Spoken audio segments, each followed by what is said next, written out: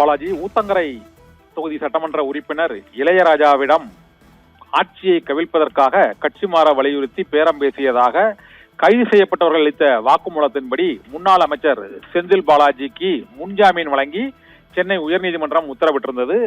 கடந்த 8ஆம் தேதி இந்த உத்தரவு பிறப்பிக்கப்பட்டிருந்த போதும் கடந்த 1 மாத காலமாக அவர் திருவல்லிக்கேணி காவல் நிலையத்தில் ஆஜராகாத சூழ்நிலையில் முன்ஜாமீன் பெற்றும் அவர் ஆஜராகாத சூழ்நிலையில் அவர் மீது நீதிமன்றம் நடவடிக்கை எடுக்க வேண்டும் என அரசு தரப்பில் வழக்கு தொடரப்பட்டது. இந்த சூழ்நிலையில் இன்று 25,000 ரூபாய் சொந்த ஜாமீன் தொகை மற்றும் 2 நபர் ஜாமீன் உள்ளிட்டவைகளை இன்று நீதிமன்றத்தில் சமர்ப்பிப்பதற்காக நேரில் ஆஜராகி இருக்கிறார் இன்று முன்னாள் அமைச்சர் செந்தில் பாலாஜி.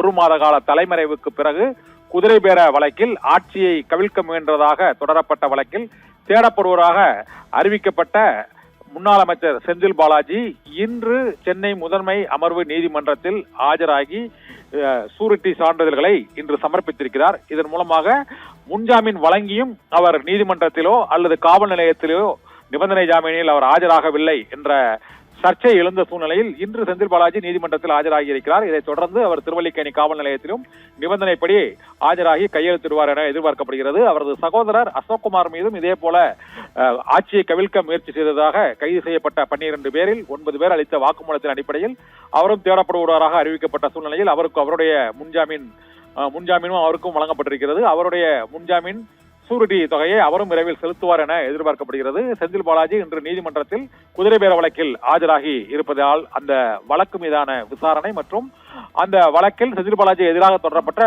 மற்றொரு வழக்கு மீதான விசாரணை ஆகிய இரண்டிலும் மிக முக்கிய திருப்பமாக இன்று அவர் ஆஜராகி அந்த ஜாமீன் தொகையை செலுத்தி இருப்பதுடன் சொந்த ஜாமீன் மற்றும் 2 நபர் ஜாமீனில் ஆஜராகக்கூடிய இருவரும் இன்று நீதிமன்றத்தில் ஆஜராகி இருக்கிறார்கள். இதனால் ஆட்சியை கவிழ்ப்பதற்காக முயற்சிகளை மேற்கொண்டார் என செந்தில் பாலாஜி மற்றும் அவரது சகோதரர் அசோக்குமார் உள்ளிட்டோர் மீது தொடரப்பட்ட அந்த வழக்கில் அவருக்கு முன்ஜாமீன் வழங்கப்பட்டிருப்பது உறுதியாகி இருப்பதால் இந்த செந்தில் பாலாஜி அசோக்குமார் மீதான கைது நடவடிக்கை தள்ளி போயிருக்கிறது என்பது இந்த நீதிமன்ற ஆஜர் மூலமாக மீண்டும் உறுதிப்படுத்தப்பட்டிருக்கிறது. பாலாஜி.